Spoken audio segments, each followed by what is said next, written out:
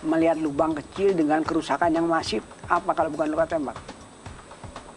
Selamat malam, selamat datang di Mata Najwa. Saya Najwa Shihab, tuan rumah Mata Najwa. Banyak kasus kriminal yang janggal, hasil karya keji para jagal. Ilmu pengetahuan pun datang mencoba jadi obor penerang. Dengan ilmu forensik, para ahli menguak yang tak tertelisik. Apakah keadilan bisa seterang data-data yang terpampang? Ataukah hanya akan jadi fakta mengambang, dihalangi kekuasaan yang jalang? Inilah Mata Najwa. X-Files.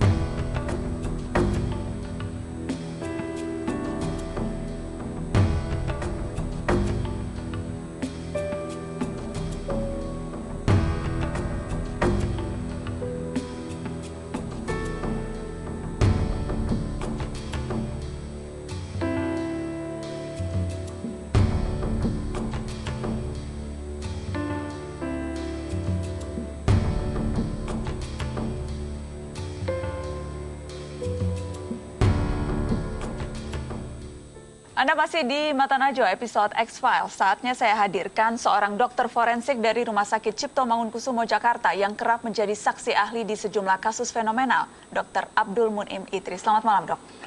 Terima kasih sudah hadir di Mata Najwa. Ya. Kita malam ini spesifik membahas kasus-kasus X-File, kasus-kasus yang mungkin saja belum terungkap atau sempat terungkap tapi kemudian salah pelaku, dan juga kasus-kasus yang sedemikian mengerikan. Ya.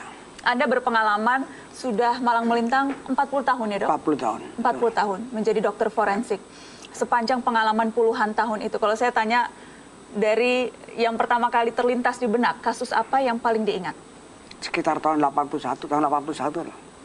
Itu ada satu kardus ditaruh di depannya sekarang Bang Muamalat lah tuh, seberangnya. Di Jakarta ya? Jakarta. Itu ternyata potongan-potongan manusia yang dipotong menjadi 13. Jadi dulu ada istilahnya kasus pesona 13. Gitu. Dipotong 13, tapi yang uniknya wajahnya tidak diapa-apakan. Telapak tangan masih ada, telapak kaki masih ada. Selebihnya tuh jaringan seperti kambing guling lah. Saya ratusan potong. Kemudian paru, hati, dan limah masih utuh. Tapi anehnya sidik jari ada, muka ada, tapi tidak terungkap sampai sekarang. Semenjak 81 kita tahu serangkaian kasus mutilasi juga ya, terjadi. Yang juga cukup menghebohkan itu adalah ketika kasus Rian. Rian, disebut si penjagal Rian karena menghabisi 11 orang dan memutilasi korbannya. Anda juga spesifik menangani kasus ini, Dok? Ya, apa yang Anda ingat dari kasus Rian ini? Kita temukan potongan-potongan tubuh. Jadi kita buat profil korbannya, itu wajah dulu. Ini kenapa alisnya itu dirapi sekali, terlalu manis lah buat pria. Terus kumisnya di waxing jadi nggak ada, jenggotnya juga demikian. Terus ada alat genitalnya juga demikian, tidak ada bulunya.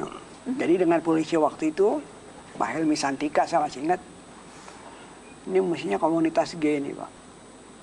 Jadi carinya di daerah sana. Yang menarik lagi, itu mukanya dicacak awis itu ya. Kan pembunuhan tuh cuma dua macam aja, dua tipe.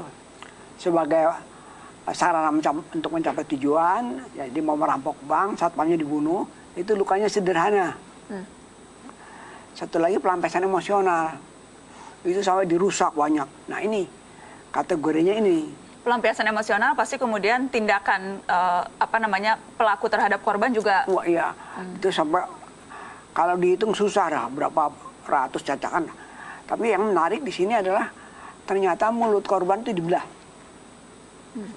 Ini mencerminkan kan bahwa ada kata-kata yang tidak enak buat si pelaku.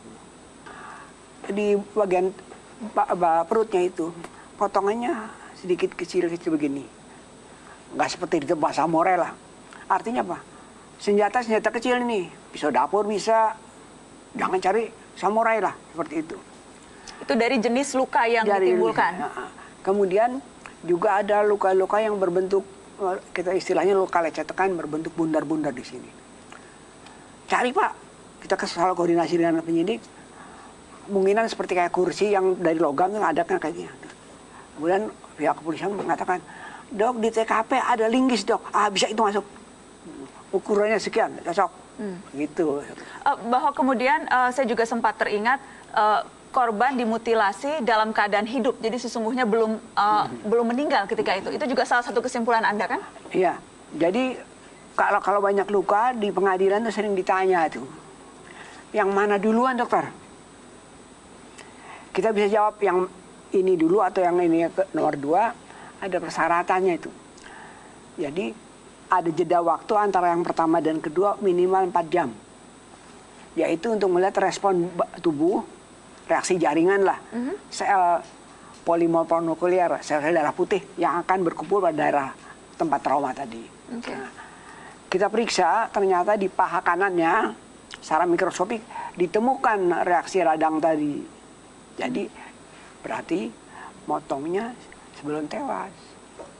Motongnya sebelum tewas.